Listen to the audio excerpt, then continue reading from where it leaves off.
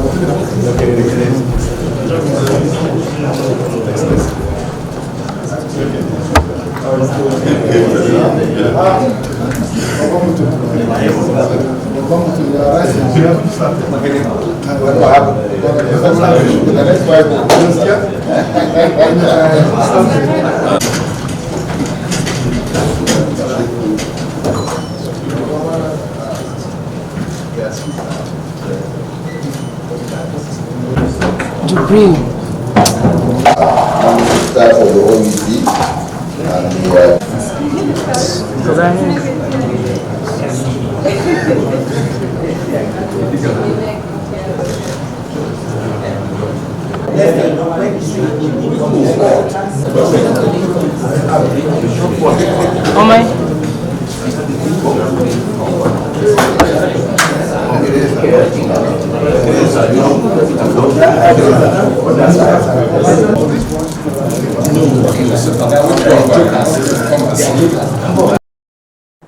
So let's work walk the talk, this presidential initiative is a very beautiful one.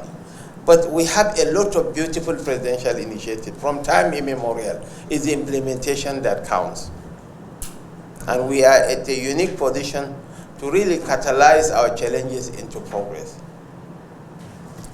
By next week, I will still commandeer the Minister of Agriculture, the Minister of Budget and Economic Planning to visit IITA, push them hard so that the cassava value chain can be enhanced.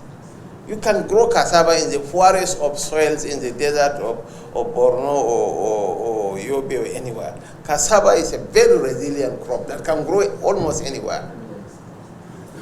And they have improved cassava varieties that can do well. Clearly, we have just finished a meeting of the Presidential Food Security Unit. And what it is all about is to give some edge and give some action to the Mr. President's statement that and declaration that there was a food emergency. We're all aware of the elevated food prices, and the intent and the commitment is to make food affordable and available to all Nigerians. So the first action that is being taken is to ensure that there is funding. And the coordination unit includes the private sector, the development partners, the state governments, as well as the federal government agencies. So it is a coordination unit to ensure success, first of all, in the upcoming dry season harvest.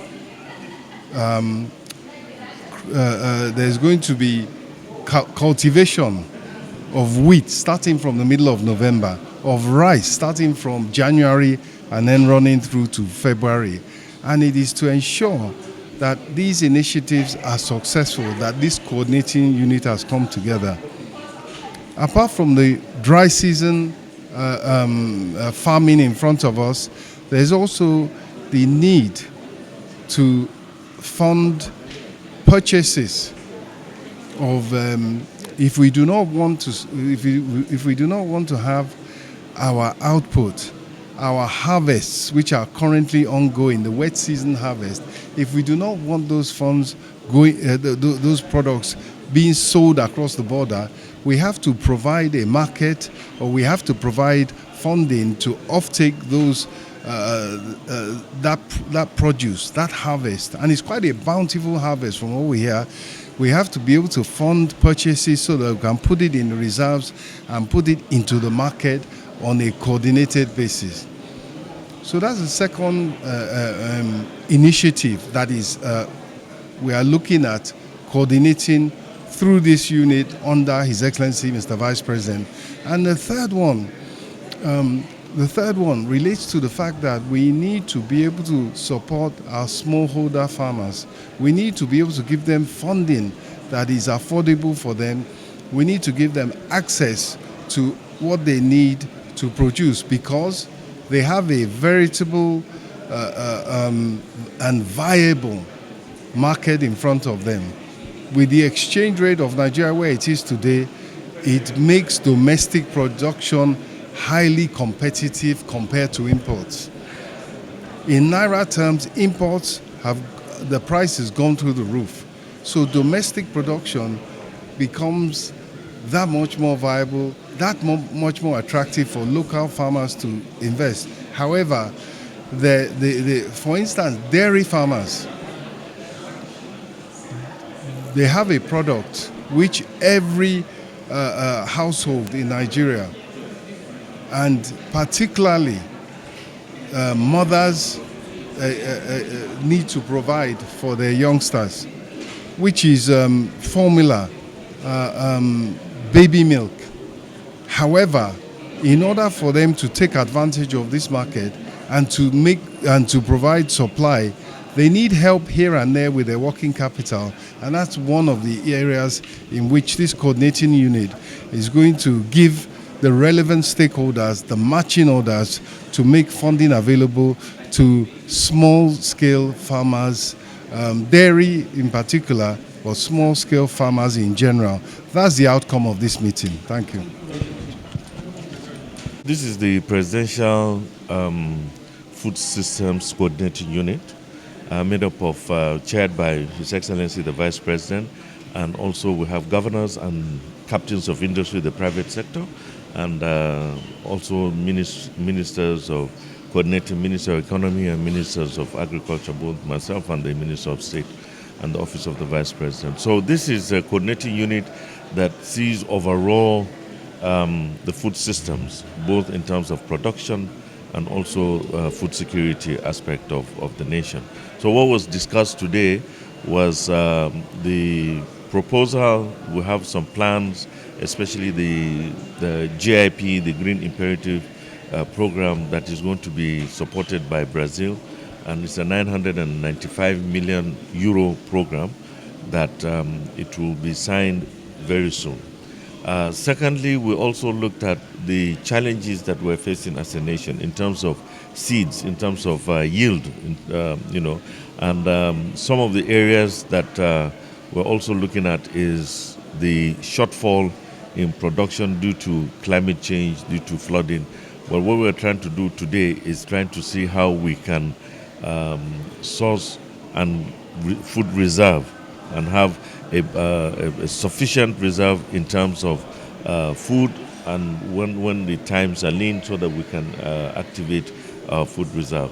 And then the other thing I also explained and informed the council, the coordinating unit, that we have the Agricultural Council that will be in Cross River State from the 11th to the 15th of November.